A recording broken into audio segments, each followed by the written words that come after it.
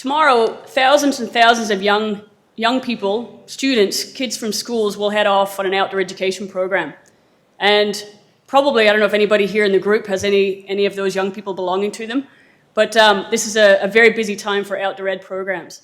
And you're probably wondering what this has to do with this presentation. It primarily started from that. A number of years ago, I work at an outdoor education organization based in Melbourne, but we take 50,000 young people around the country on outdoor education programs every year. And I was the risk manager and still work there, but the risk manager for this organization, and part of my job was to oversee the risk assessment program and system. And what I found was when things didn't go right, and I can see a few nodding heads in the room, perhaps this is what you do on a daily basis as well. When I would see things didn't go right, or when there had been a notifiable incident and WorkSafe would show up, the first question was always, show me your risk assessment.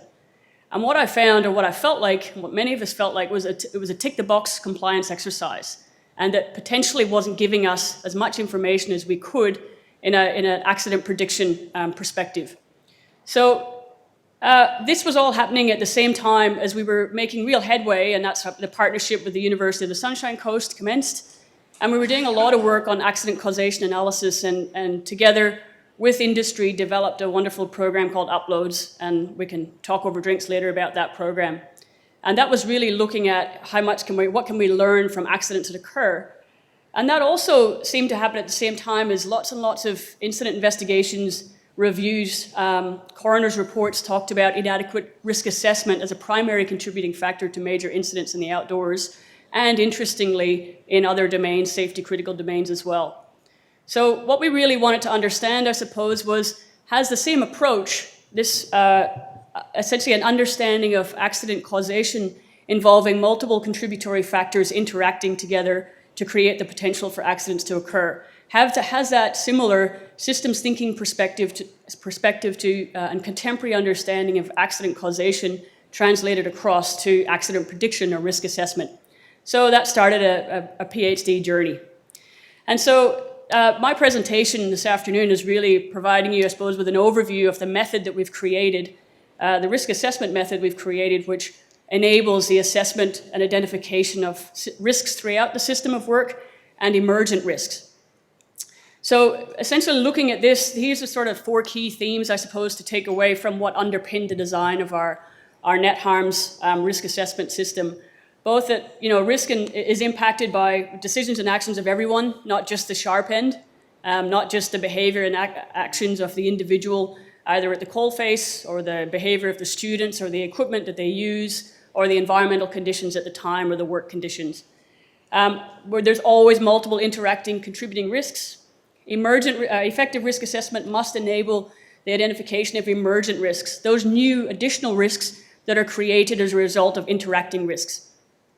And finally, looking at, our major goal here was to look at how do you identify credible risks throughout the entire system of work. So that takes us to net harms. The name usually comes up over a few glasses of red. And so we found a nice acronym, which like every good system developer does. So before we actually develop this method, we had to figure out, well, is this really a problem? Or is it just a problem in the outdoor education domain? For a number of years, we'd been seeing similar incidents come up. We'd been seeing inadequate risk assessment be identified as a major contributory factor. So is it just us, or do other safety critical domains have the same issue? And we did a bunch of work, starting off in the lead outdoor activity domain, first of all. We talked to practitioners. We did analysis of existing risk assessment methods, and we essentially analyzed those to identify the extent to which they considered a systems perspective. And what we really found was probably not all that surprising, but essentially systems-based risk assessment methods were not being used. We were primarily focused at the sharp end of practice. We were using brainstorming, I think that this might happen, or prior experience was a significant contributor to the types of risks that practitioners came up with and really felt. So for example, if there's been an incident involving anaphylaxis, you're going to see that we would see that over and over again on risk assessments. Or tree fall, we're going to see that over and over again on risk assessments. So heuristics were a major focus for what people would contribute or what they think were the major risks. And this process we called P, or people, equipment, environment. That was really the areas that practitioners were identifying the risks from. Risks associated with the people directly involved, primarily student behavior, student pre-existing medical behavioral conditions, staff, so staff's training, whether they were competent or not, the environmental conditions and the equipment they had with them. Those seem to be the areas that we really focused on when we identify risks. And so what we really concluded from that was there was all these other risks that were involved in the design and the planning preparation of these programs that were not being identified. We then said, okay, is that just us?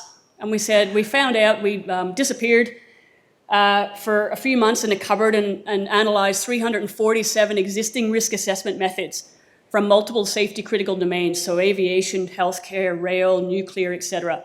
And you can see the paper on the right-hand side there, if you're interested. And we essentially took those methods, and we used Rasmussen's framework to identify the extent to which they considered risks beyond the sharp end.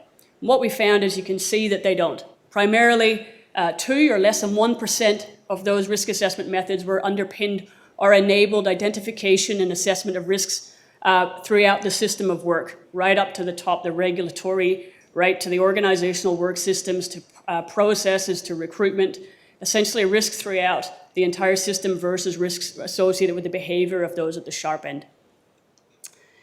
None of them also could identify emergent risks. That was something that didn't exist. And finally, we were able to make the conclusion that the majority of risk assessment methods really are not underpinned or not treated in the same way that we do when we investigate incidents occurring. If we say in our accident causation analysis that incidents are a result of multiple contributing factors, what was fascinating is we don't take that same approach or that same type of understanding to what we do to prevent them in the first place. There's a lot of nodding heads. I think probably in our own work we see that every day. So then we said, well, okay, the two methods that we did identify, and that was FRAM and STPA, which was underpinned by our associated with Stamp and Levison. Those had difficulties or challenges associated with using them. Usability was difficult. They would take a long time, a lot of cost. One of the really key design principles with this approach was we wanted the method to be easy to use. We wanted it to be able to be used by practitioners, that you could learn it in an hour, and that it was low cost. Those were literally our key. So we set ourselves a bit of a target. So we designed net harms, and it was the first method that allowed us to look at the whole system as well as identify emergent risks. It uses HTA, so hierarchical task analysis, Sherpa, and task networks, and I'll explain those in just a second. And in some case study analysis, we found in early testing that it actually enabled us to identify, as you can see, almost all the contributory factors in some existing data sets related to the lead outdoor activity sector. So how does it work? First step, so today's all about boxes and lines. So the first step here, this is a hierarchical task analysis. If you're not familiar with this method, it's been brilliant. It's been a lifesaver for the outdoor education domain. This is the one that everybody's most excited about in my domain. But you'll see here, this is a 5-day lead outdoor camping and rafting program. And you can see there's 55 tasks, high-level tasks involved in this. This task that I just highlighted is the point that the students put their foot in the raft. That was a key moment for us. Where do existing risk assessment methods commence their analysis? Right there, 411. There's 44 tasks, key tasks involved in the design and planning and preparation of the trip prior to putting your foot in the boat. Basically, that taught us that there's all this existing risk or potential for risk and credible risks to exist. That interestingly, when accidents happen and we investigate them, we identify them then. So that was our HTA, that was our starting point. And then we said, we essentially, that described our system, it described the tasks involved and the places where potential or credible risks sat. Then briefly, we developed a taxonomy for net harms. That was based off Sherpa. If you're familiar with Sherpa, that was very helpful in getting us going, but we found through testing of it, it wasn't suitable specifically to be the taxonomy for this type of risk assessment. There was too many risk modes or too many error modes. It was an error prediction method. So we essentially whittled them down through an analysis of about 1,500 existing incidents in the outdoors, and we came up with this taxonomy that really essentially that is the filter through which we identify the potential for credible risks.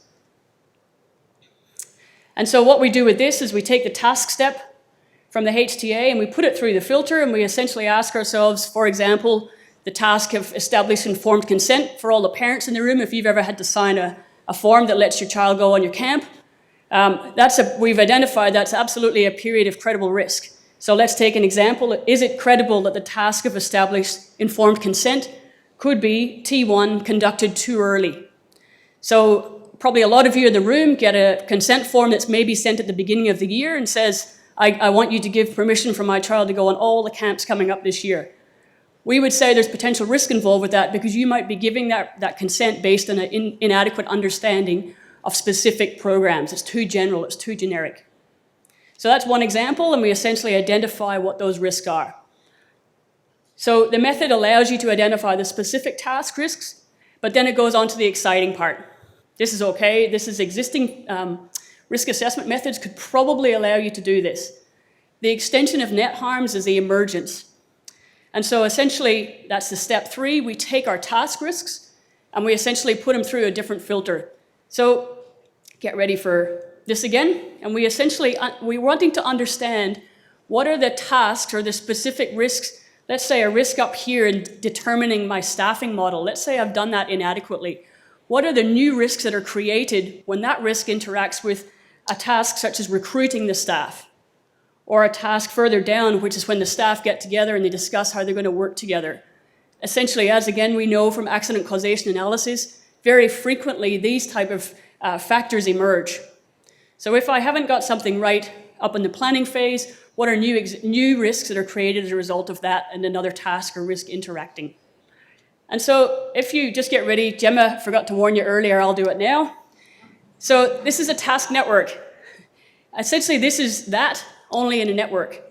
So what we did is we essentially, as you can see, we identified tasks that were related if one was dependent on another or influences or is undertaken in combination with another task. What's interesting about this is that we found that the most networked task, the task with the most links, is actually when we consider or determine our participant characteristics.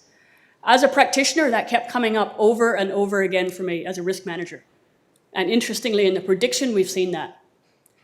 So it just shows how networked and how linked these tasks are. So how do we identify risks based or emergent risks based on this?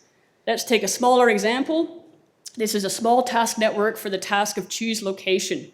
So where are we going to go? How are decisions going to be made about where the trip goes? And so you can see we essentially take our initial task risk analysis and we say to ourselves, because the location choice, you'll see that's the task network, because the location choice wasn't considered in the design phase, so that was an earlier risk that we identified, is it credible that the task of determine resource and staffing requirements for the trip could be conducted too early or too late? Could be not done at all? Could be completed inadequately? So we essentially work through the specifics, and that helps us identify new emergent risks that are specifically created as a result of the interactions of those tasks and risks. And so here are some examples. So you'll see those, I'm sure, in the program. We'll move through those, but you can see these emergent risks right here are different to the task risks. They're new specific risks created. Again, as a practitioner, I've seen these things occur. I've never seen them on a risk assessment before, though. So what did the case study analysis tell us? So we found, as mentioned before, we had 54 tasks in the HTA, and 44 of them were prior to putting the foot in the boat. Even that was a significant finding. The task risk assessment, we identified 200 task risks, but interestingly, the emergent risk assessment identified 1,400 emergent risks. Still send your child, though. So, the takeaway there, 5.8 times more emergent risks are created than task risks. But we have no methods currently, this was the first, that allowed us to identify those. For me, as a practitioner, that doesn't necessarily say they all have to happen. It doesn't say, let's shut it all down now. And it's interesting the perspective from the outdoor industry around this. It's like, oh my God, this is all too much. The reality is they exist. They exist. And what the takeaway for as a researcher and a practitioner is, if we identify and address those risks where they occur, look at how much good we're going to be doing. How have we applied net harms? It's been a wild ride for a couple of years. How have we applied it in areas or domains other than the lead outdoors? So rail level crossings, Qantas, we have a big project going with them at the moment to apply net harms to their flight operations. Elite sport, we've used it in terms of, and I'm a big fan of this, not just about how we stop bad things from happening, but how do we optimize good things to happen. And so we've been using it in the cycling context. What are the risks that might prevent performance or optimal performance? I think there's a lot of perspective that we could use this in organizations as well about how do you actually optimize performance. Lead outdoor activities, we've got 2 organizations using it right now and commencing the process where together they have 90,000 young people a year. And we've one in the US and one in Australia, so we're hoping to look at some comparisons there. What might be some future applications? Certainly around human autonomous agent teams, where you've got that merging and interaction. And then how do we actually, one of the challenges with a method such as this, it can be done on a piece of paper and a computer. So how do we potentially automate that process? Is it possible to use machine learning to assist us with that? A bit of a plug. It'll be good to see you. And thank you very much.